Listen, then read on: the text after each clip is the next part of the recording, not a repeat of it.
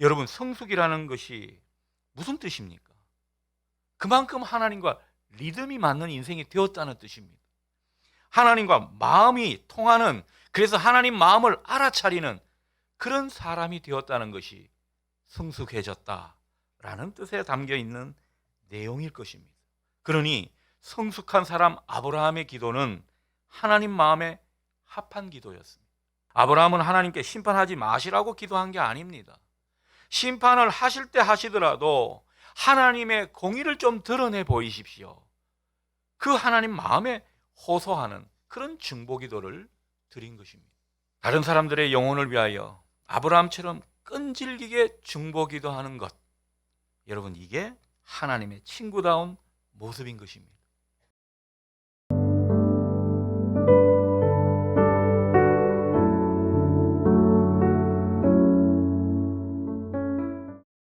요즘 장안에 화제인 드라마 하나가 있습니다. 이상한 변호사 우영우라는 드라마입니다. 자폐 장애인 변호사가 사람들의 차별과 냉대를 극복하고 점차 유능한 변호사로 성장해가는 그런 이야기입니다. 주인공인 우영우 변호사는 사람들한테 자기를 소개할 때 아주 특이하게 소개합니다. 말의 처음과 끝이 같은 단어를 사용하는 거죠. 이런 겁니다. 똑바로 읽어도 우영우, 거꾸로 읽어도 우영우. 그렇게 말하면서 기러기, 토마토, 별똥별, 우영우, 마지막에는 역삼역 이런 말까지 하고 있습니다. 그러니까 자기를 이제 소개하는 일종의 버릇인 거죠. 자, 그렇게 말하면 사람들이 그만하라고 제지당하기 일쑤입니다. 자폐 환자이기 때문에 이런 모습이 있는 것이죠.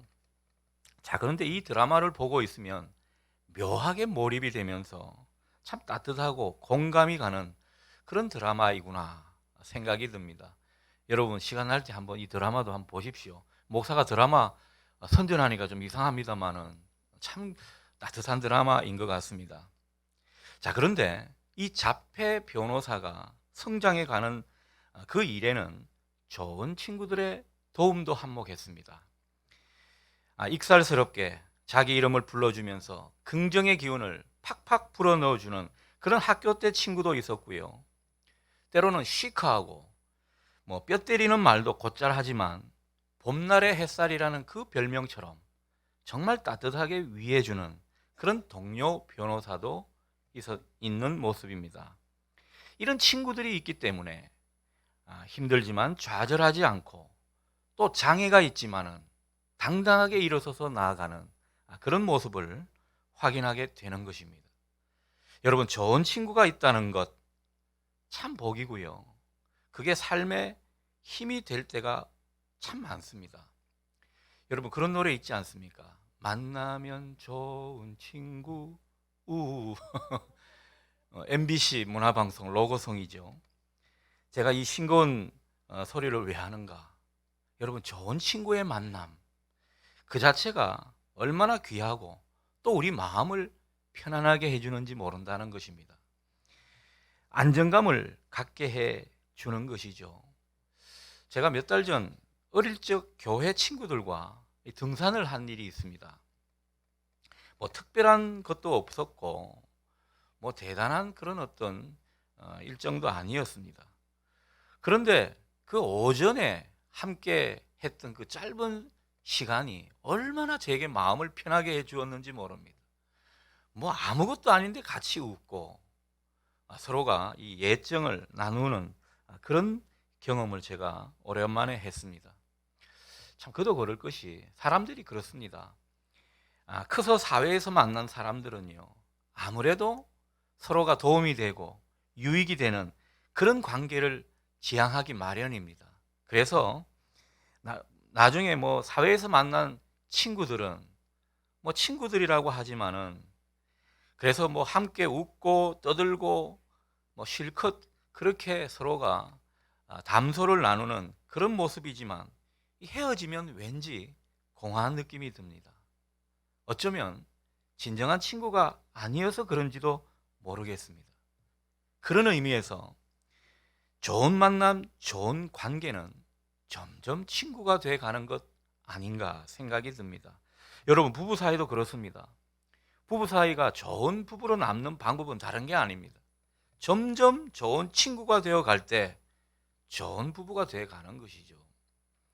교회 안에서도 그렇습니다. 지체들 간에 서로 인격적인 만남을 가지고 나이에 상관없이 서로가 친구가 되어주는 그런 관계를 맺어갈 때 여러분, 그 교회가 좋은 교회일 것입니다. 무엇보다 우리 주님은요, 우리의 좋은 친구십니다. 주님은 우리와 인격적인 관계를 맺고 점점 친구가 되어 가기를 너무도 바라십니다. 여러분, 이 주님의 마음을 아시겠습니까? 이 주님과 더욱 친밀해지시면 좋겠습니다. 여러분, 그것이 신앙의 성숙인 것입니다.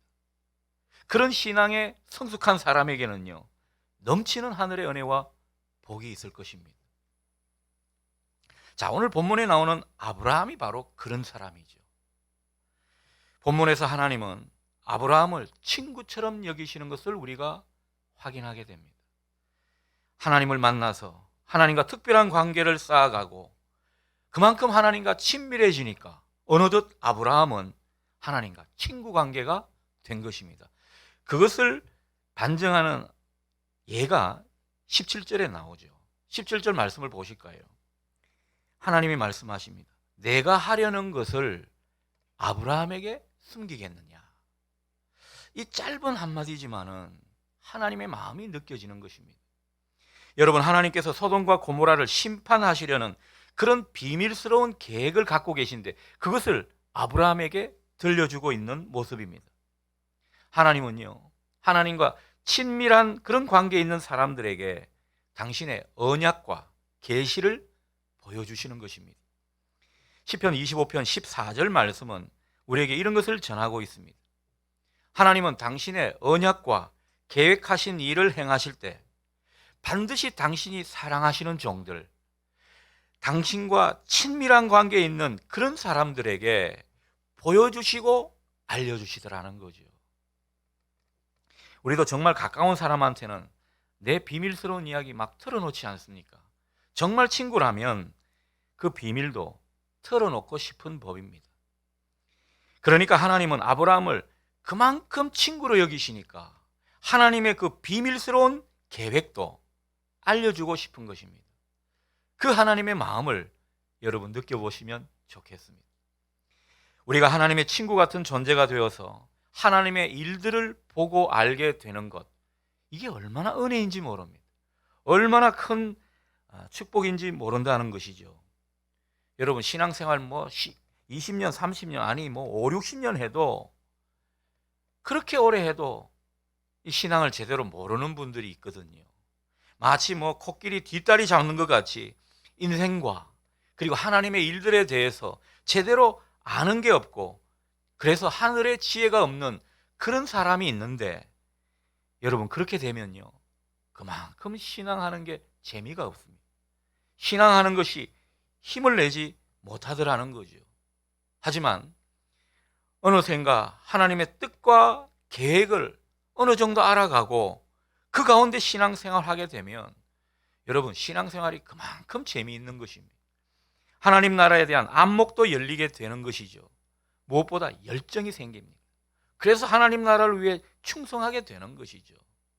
우리가 예전에는 내가 왜 사는가, 뭐가 의미 있게 사는가 제대로 모르고 그저 열심히만 살았습니다. 그런데 언제부턴가 하나님께서 우리에게 어떻게 사는 것이 사람다운 삶인지, 하나님을 기쁘시게 하는 모습이 어떤 것인지 알게 해주시니까 그만큼 인생이 풍부해지는 것입니다. 하나님을 더욱더 알아가는 그런 재미가 있게 되고, 정말 인생의 본질이 어떤 것이고 어떻게 하면 우리가 행복하게 사는 것인지 알게 되니까 세상 사람들이 모르는 이 하늘나라의 비밀을 우리로 더욱 깨닫게 하시니까 우리는 그만큼 삶의 희열이 생기는 것입니다. 인생을 생동감 있게 살 수 있더라는 거죠. 여러분에게 이 은혜가 있기를 소원합니다. 하나님의 친구 같은 사람에게 주시는 은혜 말입니다. 자, 그렇다고 하나님의 친구 같은 존재는 그냥 되지는 않습니다. 아브라함도 오랜 세월 하나님 곁을 지키면서 뭐 인생의 쓴맛도 보고 산전수전 다 겪었습니다. 우여곡절도 많았고 영적으로 실패하는 그런 일들도 많이 경험했죠. 우리가 그것을 잘 압니다. 하지만 중요한 것은 아브라함이 그런 가운데서도 아브라함의 신앙은 계속 성장했다는 사실입니다. 여러분, 우리 신앙은 속된 표현 써서 죄송합니다. 데코보고가 있습니다. 근데 주식 그래프처럼 이렇게 되다가 상승 국면이 있다라는 거죠. 아브라함이 그런 전형을 우리에게 보여주고 있는 것입니다. 이게 중요하다는 거죠. 인생에 부침이 있을 수 있지만 계속 성장해가는 이 모습 말입니다.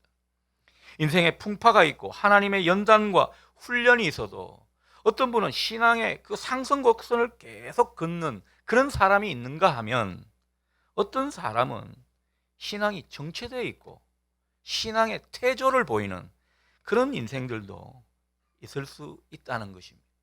여러분, 신앙이 퇴조를 하고 신앙이 정체되어 있는 사람에게는요, 그만큼 어떻게 보면 삶이 재미가 없고 소망이 없는 것입니다. 그 인생이 계속 잿빛 하늘 같은 그런 모습만 연속이 되는 것입니다. 그러니 여러분, 신앙을 하시되 계속 성장하는 그런 신앙을 하실 수 있기를 바랍니다.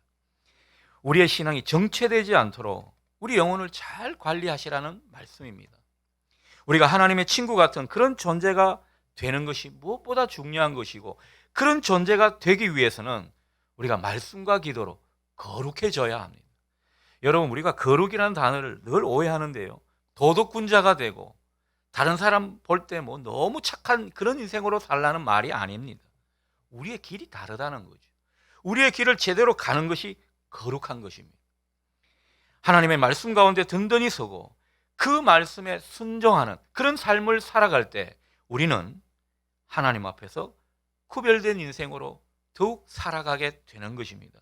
우리가 기도하면서 하나님의 마음을 함께 나누는 그런 사이가 되는 것, 그 모습 가운데 소통하는 것, 이것 또한 점점 거룩해지는 모습일 것입니다.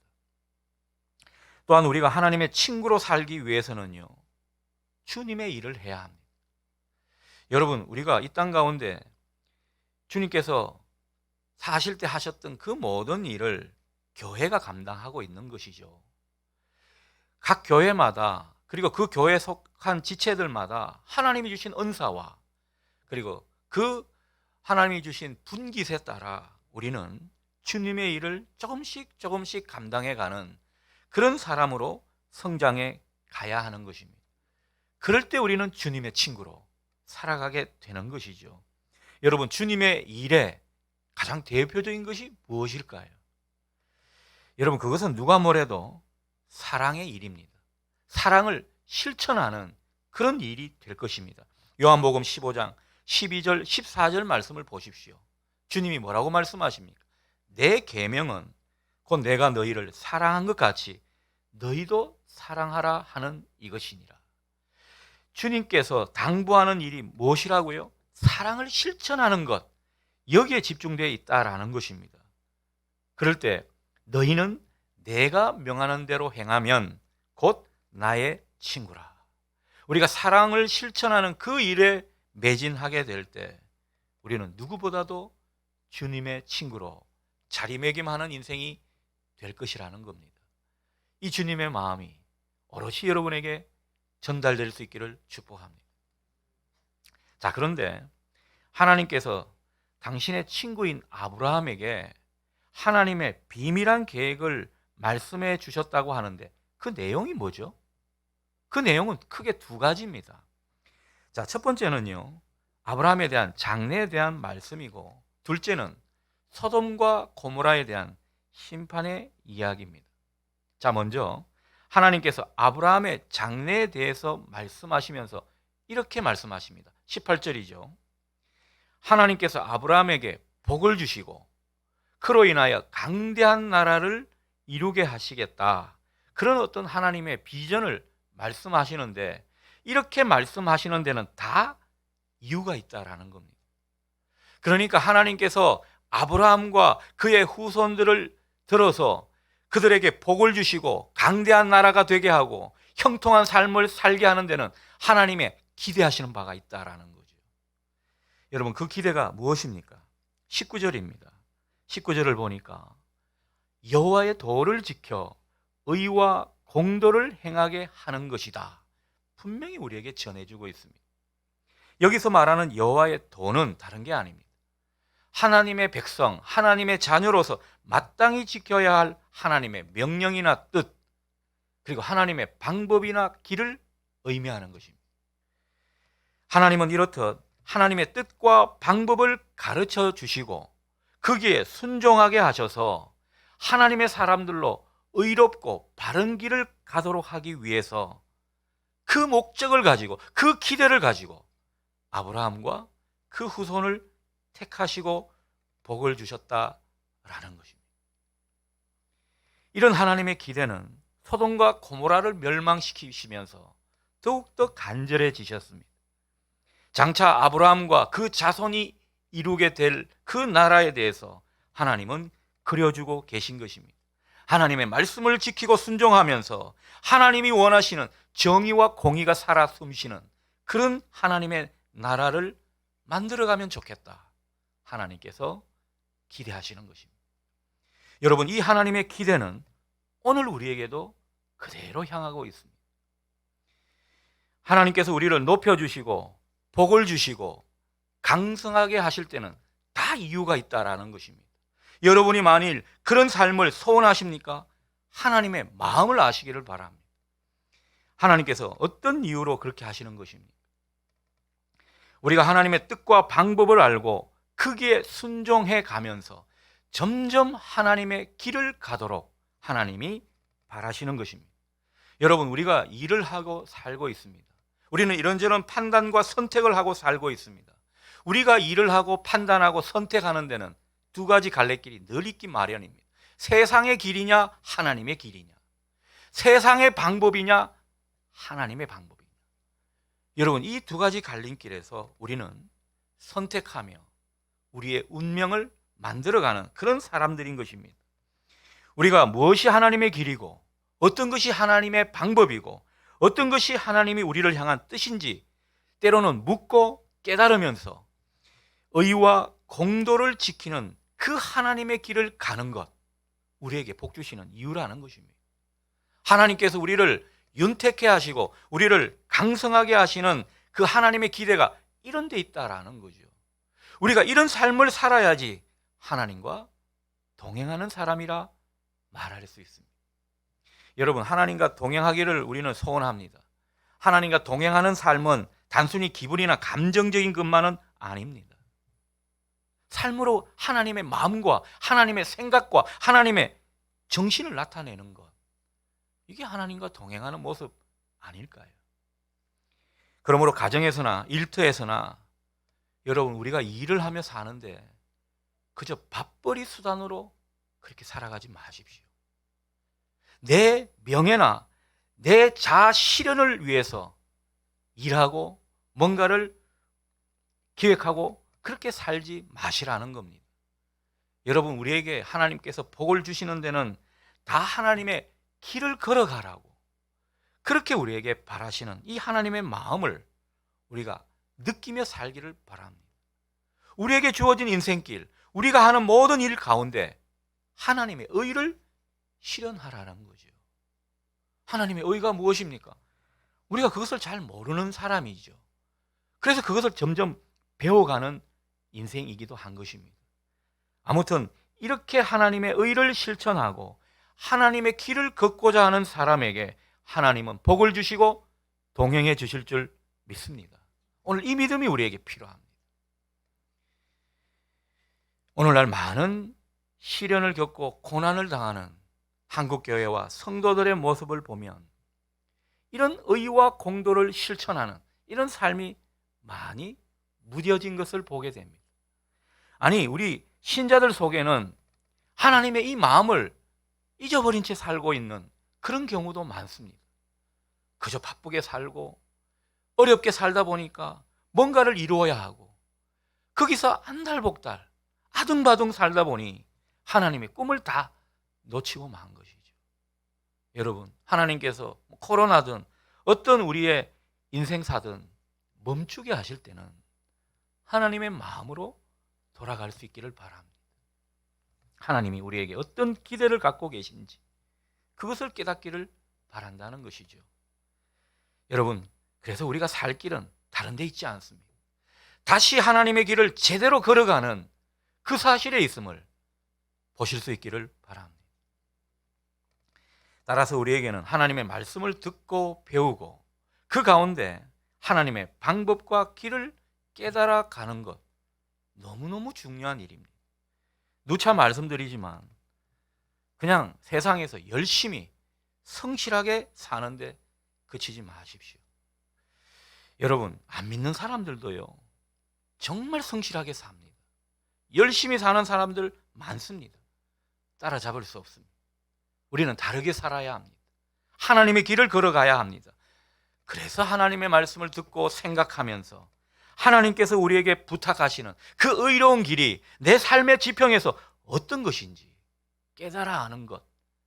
여러분, 우리가 우리 일을 열심히 하는 것보다 어쩌면 더 중요한 일일 것입니다.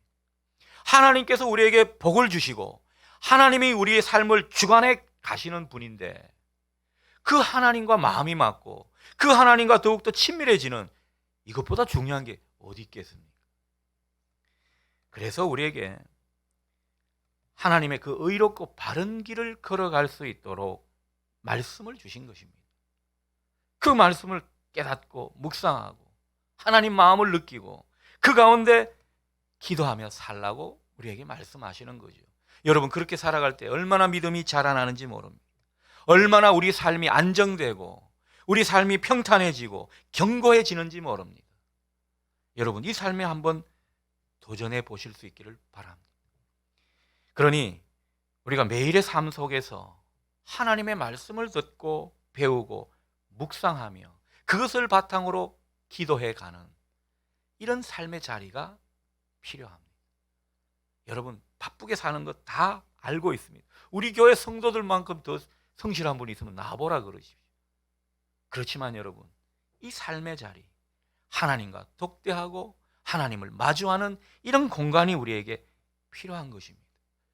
그런 삶을 쌓아갈 때 하나님께서 우리에게 얼마나 복된 삶으로 인도해 가시는지 우리는 그것을 체험하고 깨달아 알고 다른 사람에게 알려주는, 여러분, 이것이 복음전도 아닐까요? 그런 의미에서 우리 교회 아침 만나 기도회가 그런 귀한 통로가 되면 좋겠습니다. 목사가 또 아침 기도에 선전한다 이렇게 생각하지 마시고 우리 삶의 자리가 어떠해야 하는 것을 여러분이 느끼시면 좋겠습니다. 많은 분들이 겉으로 드러난 것을 보면 그렇습니다. 아침 기도에 선한 것이 있습니까? 그래봐야 크게 득이 될 게 있습니까? 말은 안 해도요, 결과로 보면 그런 모습을 은연중에 비치고 있는지 모르겠습니다. 다 반신반의하는 겁니다. 하면 좋고 안 해도 그만이고. 맞습니다. 그러나 이런 삶을 통해서 우리가 정말 하나님과 마주하면서 하나님을 느끼고 하나님의 말씀을 따라 기도하는 가운데 이런 삶에 비중을 두는 그런 삶으로 나아가는, 그래서 하나님을 하루하루 순종하며 따라가는 이런 사람에게는요, 넘치는 은혜가 있음을 여러분 믿으실 수 있기를 바랍니다. 하다 마는 것이 아니라 꾸준하게 그런 삶을 살아가면서 점점 하나님이 인도하시는 삶에 스며들어갈 때 여러분, 놀라운 일이 우리에게 펼쳐질 줄 믿습니다. 이런 간증이 우리에게 필요한 것입니다.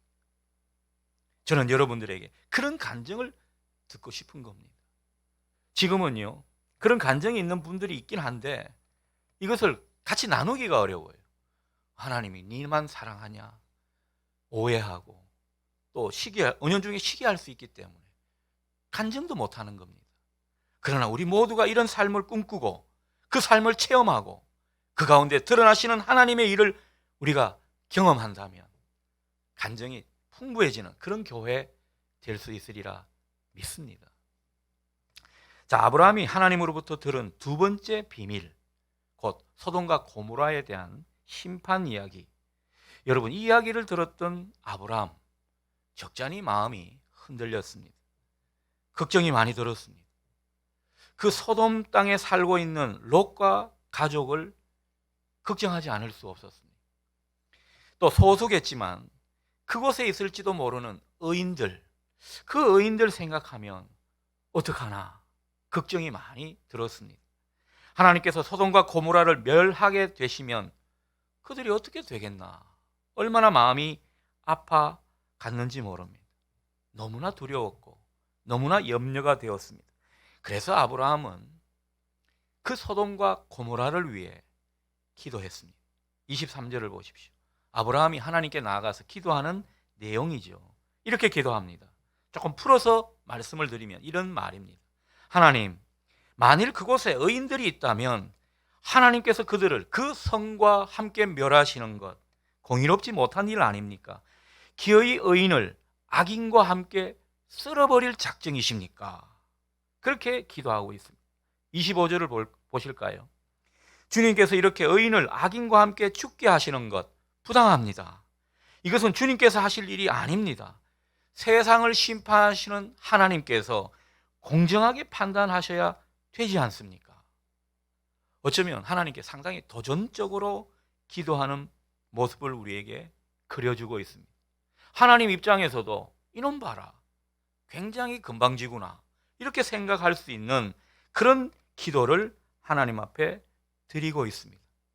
자, 그런데도 오늘 본문을 보면요, 하나님이 아무렇지 않다는 듯 그렇게 일관하십니다. 별 말씀이 없으세요. 왜 그렇습니까? 이런 기도를 아브라함에게 허락하셨다라는 겁니다. 그만큼 하나님의 친구 같은 사람이기 때문에 하나님께서 이런 기도를 해도 되고 들어주겠다고 그에게 마치 특권을 주시는 것 같은 그런 느낌이 드는 것입니다. 하나님의 친구인 아브라함의 기도는 계속됩니다. 26절에서 32절 내용이 그런 내용이죠. 아브라함이 그렇게 기도합니다. 하나님, 의인 50명을 찾으면 그들을 용서해 주십시오. 소돔과 고모라를 심판하지 마시기를 바란다고 기도합니다. 그래서 자기가 생각할 때 그만큼 의인이 없을 것 같거든요. 그래서 50명이 아니라 45명요. 하나님 30명입니다. 20명입니다. 마지막에는 10명으로 하나님께 쇼붙이듯 그런 기도를 드리고 있습니다. 자, 그런데도 하나님은요, 이 기도를 다 들어주십니다. 왜요? 하나님의 친구인 아브라함이 기도하시니까 다 들어주시는 겁니다. 마침내 그 요청을 들어주셨습니다. 32절을 확인합니다. 아브라함이 먼저 그렇게 기도하죠. 주는 노하지 마옵소서. 내가 이번만 더 아뢰겠습니다. 거기서 신명을 찾으시면 어찌하랴 하십니까? 하나님 그들을 용서해 주시겠죠. 이렇게 기도를 하니까 하나님께서 들으시고 이렇게 응답하십니다. 그래, 내가 신명으로 말미암아 멸하지 아니하리라. 하나님이 이렇게 응답해 주셨습니다. 여러분, 결과적으로 어떻게 되었습니까? 소돔과 고모라는 안타깝게도 멸망을 당하고 말았습니다. 그렇다면 아브라함이 기도를 안 들어주신 것입니까? 하나님이 지금 멸하지 않겠다고 해놓고 실현하고 계시는 것입니까? 아니요. 소돔과 고모라 성에 10명이 없었던 겁니다. 그래서 하나님께서 결국은 공의의 하나님이 심판하실 수밖에 없었던 것이지, 아브라함의 기도는 어떻게 하든지 들어주시려고 하나님도 열심을 내었던 것입니다. 여러분, 그렇다면 하나님께서 어떻게 이렇게 아브라함에게 특권을 주시는 것입니까? 왜 이렇게 대하시는 것입니까? 그만큼 아브라함이 많이 성숙했기 때문입니다. 성숙한 신앙으로 드려진 그 아브라함의 기도, 무엇보다 하나님 다 받아주셨습니다. 여러분, 성숙이라는 것은 굉장히 중요한 문제입니다. 여러분, 성숙이라는 것이 무슨 뜻입니까? 그만큼 하나님과 리듬이 맞는 인생이 되었다는 뜻입니다. 하나님과 마음이 통하는, 그래서 하나님 마음을 알아차리는 그런 사람이 되었다는 것이 성숙해졌다라는 뜻에 담겨 있는 내용일 것입니다. 그러니 성숙한 사람 아브라함의 기도는 하나님 마음에 합한 기도였습니다. 아브라함은 하나님께 심판하지 마시라고 기도한 게 아닙니다. 심판을 하실 때 하시더라도 하나님의 공의를 좀 드러내 보이십시오. 그 하나님 마음에 호소하는 그런 중보기도를 드린 것입니다. 다른 사람들의 영혼을 위하여 아브라함처럼 끈질기게 중보기도하는 것, 여러분, 이게 하나님의 친구다운 모습인 것입니다. 친구니까 하나님 마음을 아는 거죠. 여러분, 하나님 마음은요, 뭐 나쁜 짓 좀 했다고 악인이라고 모조리 쓸어버리고 심판하시는 그런 무서운 하나님이 아니십니다. 구약 성경에 하나님께서 심판하시겠다고 엄포를 놓으시지만은 돌아오라 돌아오라 얼마나 애타게 선지자를 통해서 말씀을 주시는지 모릅니다. 하나님이 심판하시겠다고 해도요, 몇백 년이 지나서 심판하시는 모습입니다. 하나님은 인내하시고 노하기를 더디하시는 그런 하나님이시라는 거죠. 하나님은 심판을 어떻게든 안 하고 싶었습니다. 어떤 방법이 있다면 하나님은 심판을 늦추시려고 하는 분입니다. 그런데 공의의 하나님이 심판을 하지 않고 늦추시려고 해도 뭔가 희생하는 것, 그리고 하나님께 의로운 제사를 드리는 그런 모습이 있어야 되지 않겠습니까? 여러분, 순교를 통해서 하나님이 놀라운 축복 역사를 주시는 것, 교회 역사를 통해 보게 됩니다. 희생의 제사거든요. 그런 희생의 제사 성격이 뭐냐? 중보기도라는 것입니다. 그러니 이 기도가 얼마나 중요하고, 하나님께서는요, 하나님 마음에 맞는 그런 사람에게 또 이 기도를 부탁하시는 겁니다. 하나님은 친구인 그 아브라함에게 소돔과 고모라를 심판하시려는 그 비밀스러운 계획을 친구한테 슬쩍 흘려주셨습니다. 이 친구가 그것을 뭐 나 몰라라 할 것을 생각하지 않고 그것을 가지고 기도할 것을 아셨기 때문에, 그래서 조금이라도 더 구원하도록 하나님이 기대를 하신 것이죠. 아브라함의 기도는 그 하나님의 마음, 하나님의 기대를 충족시켜드린 기도였습니다. 여러분, 성숙한 성도, 하나님의 친구가 되는 신자는요, 자기 인생의 짐 때문에 고통당하고 그래서 그것만을 해결 보려고 하나님 붙잡고 주여 주여 하는 그런 사람이 아닙니다. 다른 사람의 고통을 보고 다른 사람의 짐을 지고 가면서 그것을 위해서 기도하는 사람입니다. 내 의로 말고 하나님의 능력으로 말이죠. 우리가 뭐라고 그것을 구원해 줄 수 있고 다 해결해 줄 수 있겠습니까? 하나님, 우리는 못하지만 하나님께서 저 영혼을 불쌍히 여기셔서 그들을 구원해 주시고 잘되게 해 주시고 정말 하나님 마음에 맞는 그런 사람 되게 해 주십시오. 그들을 구원해 주십시오. 그렇게 기도하는 그런 모습을 우리에게 때로는 부탁하실 때가 많습니다. 그런데 예전에는 그런 하나님 마음을 몰랐습니다. 그런데 점점 신앙이 자라면서 우리는 이타적으로 변해가고 그 가운데 중보자적인 기도의 사람으로 변화되어 가는 것을 느끼게 되는 것입니다. 저도 교육전도사 때, 전도사 때, 그리고 부목사 때, 담임목사 때 쭉 보면요, 뭐가 자랐는가? 제 마음속에 다른 사람들이 더 들어와서 그를 위해 기도하는 이게 조금 더 달라진 것 같아요. 다른 것 없습니다. 여러분, 우리가 기억할 것은 하나님의 주권 가운데서도 하나님은 얼마든지 우리의 중보기도를 받으시고 그 상황을 바꾸어 줄 수 있다는 사실입니다. 여러분, 로레인 베트너라는 신학자는 이렇게 말합니다. 여러분, 한번 잘 들어보십시오. 그 의미를 새겨보십시오. 하나님의 큰 주권의 틀은 마치 어항과 같다. 그 틀을 깰 수가 없다. 그런데 어항 속 고기들은 어항이라는 틀 속에서 상당한 자유를 갖고 있다. 하나님의 주권 속에서 인간은 상당히 자유가 있다. 중보기도는 여기에 기초한다. 여러분, 이해하시겠습니까? 우리가 중보기도하는 것, 기도해봐야 무슨 소용이 있나? 그게 아닙니다. 하나님의 크신 계획과 섭리는 정해져 있죠. 그러나 그 안에서 얼마든지 우리의 기도로 하나님은 그 상황을 바꾸어 주실 수 있다는 이 사실을 우리에게 알려주시는 것입니다. 우리에게 그런 자유와 특권이 있음을 믿으시기 바랍니다. 한번 정해져서 끝이 나는 게 아닙니다.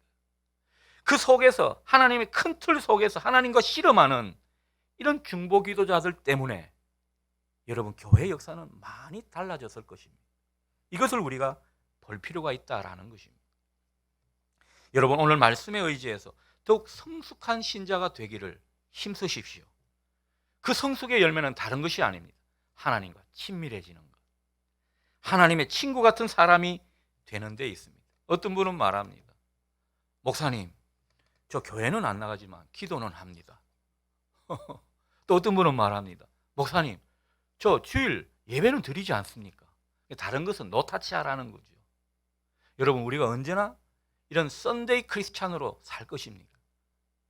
우리는 성숙해져야 합니다.